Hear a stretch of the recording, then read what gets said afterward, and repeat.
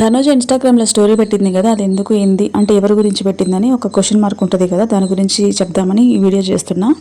ఆ మెసేజ్లో మెన్షన్ చేసింది ఏంటంటే, ఒక ఎంటర్టైన్మెంట్ షో అయి ఉండొచ్చు, మీరు వినోదాత్మకంగా తీసుకెళ్లాలని మీరు అనుకో ఉండొచ్చు, కానీ వేరే వాళ్ళ భావాలని, వ్యక్తిత్వాలని, వాళ్ళ రెస్పెక్ట్ని కూడా మీరు దృష్టిలో పెట్టుకుని ఆ షో అనేది చేయాలని చెప్పి చెప్పిందనమాట. ఫస్ట్ అంటే ఈ మెసేజ్లో ఒకరి గురించి కాదు, ఇండైరెక్ట్గా మొత్తం ఓవరాల్ షో, ఆ షోలో వచ్చే వాళ్ళ గురించి, అంటే వాళ్ళ పడే కష్టాలు, వాళ్ళ దూరం రావడానికి, ప్రయాణం చేసి అంత దూరం రావడానికి పడ్డ కష్టాల గురించి కూడా మెన్షన్ చేసిందనమాట.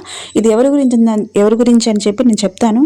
ఫస్ట్ మెసేజ్ గురించి మాట్లాడుకుందాము. అంటే ఒక ఇంటర్వ్యూ అటెండ్ అవ్వడానికి కూడా వచ్చేవాళ్ళు, వాళ్ళు ఎంతో అంటే ఆ ప్రయాణం చేసే విలువ, వాటికి అయ్యే ఖర్చులు అవన్నీ కూడా సర్దుబాటు చేసుకుని దూరం ప్రయాణం చేసి రావాల్సి వస్తుంది.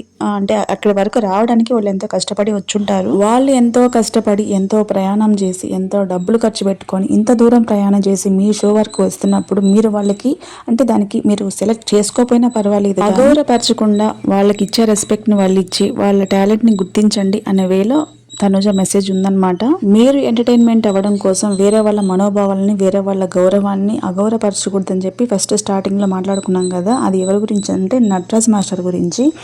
బిందు మాది అంటే చరణ్ ఎపిసోడ్లో చరణ్ అందరినీ కూర్చోబెట్టి ఇంటర్వ్యూ చేస్తాడు కదా, అప్పుడు బిందు మాధవిని అడుగుతాడు అనమాట. మీరు అంటే ఓటీటీలో బిందు మాధవి విన్నర్ అయింది కదా, అప్పుడు నటరాజ్ మాస్టర్ బిందు మాధవి వీళ్ళిద్దరికీ అసలు యాంటీ అంటే టామ్ అండ్ జెర్రీ లాగా ఫైట్ అని నడిచేవన్నమాట. అంటే నటరాజ్ మాస్టర్ బిందు మాధవిని శూర్పణఖ అని ఇంకా చాలా అంటే వాళ్ళిద్దరి మధ్యన ఆర్గ్యుమెంట్ జరిగేటప్పుడు అలాంటివి అన్నాడనమాట.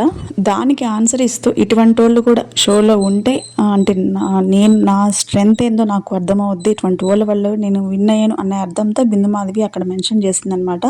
అది నటరాజ్ మాస్టర్కి ఆయనకి ట్రిగర్ అయింది. అంటే ఏంది అటువంటి వాళ్ళు అంటే ఏంది, ఎవరు అటువంటి వాళ్ళు ఎవరు అంటే ఏంది, దానికి అర్థమైంది అంటే అది కొంచెం నెగిటివ్ వర్షనే వస్తుంది కదా, మనం ఎంత పాజిటివ్గా తీసుకున్నా అది నెగిటివ్ వర్షనే వస్తుంది. బిందు మాధవి గారు అలా అనకుండా ఉంటే సరిపోయి ఉండేది. అంటే ఇంక వేరే విధంగా కూడా చెప్పుండొచ్చు కదా, ఆయన్ని రెస్పెక్ట్ చేస్తూ ఆ గేమ్ గురించి చెప్తూ అట్లాగా ఆన్సర్ కూడా చేసి ఉండొచ్చు.